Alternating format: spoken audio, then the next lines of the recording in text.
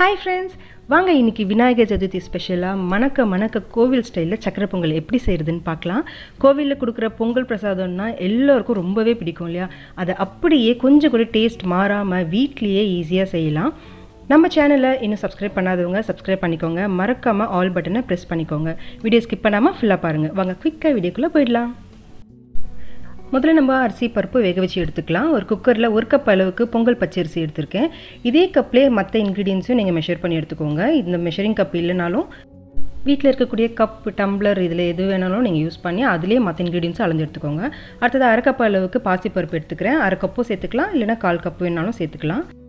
உங்களுக்கு பாசிப்பருப்பு சேர்க்காமல் பொங்கல் செய்யணுன்னா டிஸ்கிரிப்ஷனில் அந்த லிங்க் கொடுத்துருக்கேன், நீங்கள் செக் பண்ணிக்கோங்க. இப்போ இது நல்லா வாஷ் பண்ணி எடுத்துகிட்டு வந்துடலாம். இப்போ நல்லா வாஷ் பண்ணி எடுத்துகிட்டு வந்துட்டேன். இப்போ நம்ம தேவையானதெல்லாம் ஆட் பண்ணிக்கலாம். இப்போ அடுத்தது நான் பால் சேர்க்க போகிறேன். நம்ம யூஸ் பண்ண மெஷரிங் கப்லேயே 1 கப் அளவுக்கு நான் பால் சேர்த்துக்கிறேன். பால் சேர்க்கறதால ரொம்ப க்ரீமியாக ரொம்ப சூப்பரான டேஸ்ட்டில் வரும். அதனால் பால் சேர்த்துக்கோங்க. உங்களுக்கு பால் வேணானாலும் பரவாயில்ல, தண்ணி சேர்த்து கூட நீங்கள் பண்ணலாம். 1/2 கப் அளவுக்கு அரிசி பருப்பு எடுத்துருக்கோம் இல்லையா, இதுக்கு 3 கப் அளவுக்கு நான் தண்ணி சேர்த்துக்கிறேன். 1 கப் அளவுக்கு பால், 3 கப் அளவுக்கு தண்ணி, மொத்தமாக நம்ம 4.5 கப் அளவுக்கு இதில் சேர்த்துருக்கோம். அப்போ தான் கரெக்டான டெக்ஸ்சரில் நம்மளுக்கு இந்த பொங்கல் சூப்பராக கிடைக்கும். அடுத்ததாக இப்போது நெய் சேர்த்துக்கலாம். 1 டேபிள் ஸ்பூன் அளவுக்கு நெய் சேர்த்துக்கோங்க. அவ்வளோதாங்க, இதில் நம்ம வேறு எதுவும் சேர்க்க போகிறதில்ல. இப்போ இது நல்லா கலந்து விட்டுட்டு குக்கரில் மூடி போட்டு மூடி வச்சிடலாம். ஒரு 5 விசிலுக்கு இது நம்ம வச்சு எடுக்க போகிறோம். அப்போ தான் நல்லா குழஞ்சி நல்லா வெந்து வரும். அதனால் 5 விசில் வச்சு எடுத்துக்கோங்க. குக்கர் விசில் வந்து ஆறி வரதுக்குள்ளே நம்ம வெள்ளைப்பாகு ரெடி பண்ணி எடுத்துக்கலாம். ஒரு சாஸ் பேனில் நம்ம இப்போ வெல்லம் சேர்த்துக்கலாம். முதல்ல 2 கப் அளவுக்கு நான் வெல்லம் சேர்க்க போகிறேன். எந்த கப்பில் நம்ம ரைஸ் எடுத்தோமோ அதே கப்பில் தான் நான் இப்போ வெல்லமும் எடுத்துக்கிறேன். வெல்லம் கொஞ்சம் டார்க்காக இருக்கிறதா பார்த்து யூஸ் பண்ணுங்கள். எல்லோவாக இருக்க வெல்லம்லாம் யூஸ் பண்ணாதீங்க.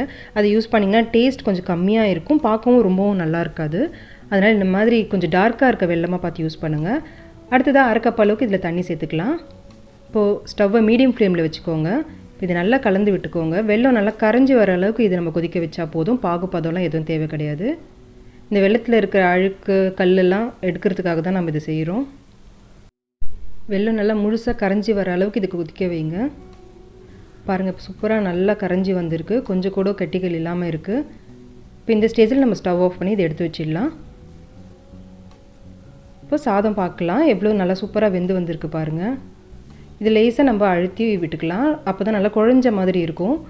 அரிசி முழுசாக இல்லாமல் குழஞ்ச மாதிரி இருக்கும். நீங்கள் எப்பவும் பொங்கலுக்கு அரிசி யூஸ் பண்ணும்போது புது பச்சரிசியாக பார்த்து வாங்கிக்கோங்க. அப்போ தான் இந்த மாதிரி உங்களுக்கு கொஞ்சம் பிசுப்பாக இருக்கும். அது வந்து நல்லா சாப்பிடும் போது நல்ல டெக்ஸ்சர் ரொம்ப நல்லாயிருக்கும். இந்த புது அரிசி தான் இந்த மாதிரி டெக்ஸ்சர் கொடுக்கும். அதனால் அது கொஞ்சம் பார்த்து வாங்கிக்கோங்க.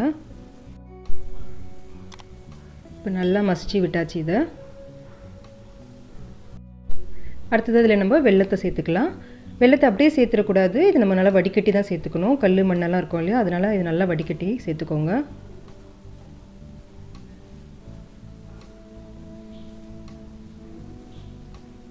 இப்போ இது நல்லா கலந்து விட்டுக்கலாம். இந்த வருட விநாயகர் சதுர்த்திக்கு இது போல் சக்கரை பொங்கல் செஞ்சு பாருங்கள். கண்டிப்பாக உங்களுக்கு ரொம்பவே பிடிக்கும். இப்போ நல்லா இது கலந்து விட்டாச்சு. இப்போ இது கூடவே 1/2 டீஸ்பூன் அளவுக்கு ஏலக்காய் பொடி சேர்த்துக்கலாம். அடுத்ததாக பச்சை கற்பூரம் சேர்க்க போகிறேன். இது இந்த ரெசிபிக்கு ரொம்பவே முக்கியங்க. ஒரு மிளகு அளவுக்கு மட்டும்தான் இது எடுத்துக்கணும். பாருங்கள் எந்த அளவுக்கு கம்மியாக எடுக்கணும்னு. இதை கொஞ்சம் நீங்கள் ஜாஸ்தியாக சேர்த்திங்கனாலும் அதோட ஸ்மெல் ரொம்பவே அதிகமாகிட்டு நம்மளால் சாப்பிட முடியாமல் போயிடும். அதனால் ரொம்பவே கம்மியாக சேர்த்துக்கோங்க. இப்போ இதை நல்லா கலந்து விட்டுக்கலாம். கோவிலில் கொடுக்குற பொங்கல் பிரசாதத்தில் இந்த கற்பூரத்தோட ஸ்மெல் ரொம்பவே நல்லாயிருக்கும். அதனால் இந்த கற்பூரத்தை கொஞ்சமாக சேர்த்துக்கோங்க, அதிகமாக சேர்த்துடாதீங்க. இப்போ அடுத்ததாக 2 டேபிள் ஸ்பூன் அளவுக்கு நெய் சேர்த்துக்கலாம். எந்த அளவுக்கு நெய் சேர்க்குறீங்களோ அந்த அளவுக்கு இந்த பொங்கல் ரெசிபி ரொம்பவே சூப்பராக வருங்க.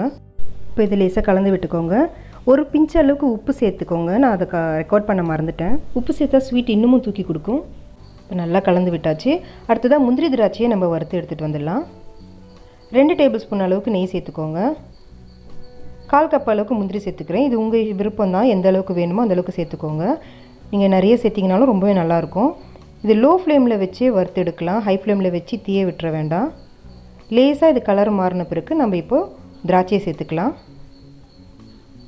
ஒரு 10 திராட்சை நான் சேர்த்துக்கிறேன். உங்களுக்கு எவ்வளோ வேணுமோ அந்தளவுக்கு நீங்கள் சேர்த்துக்கோங்க.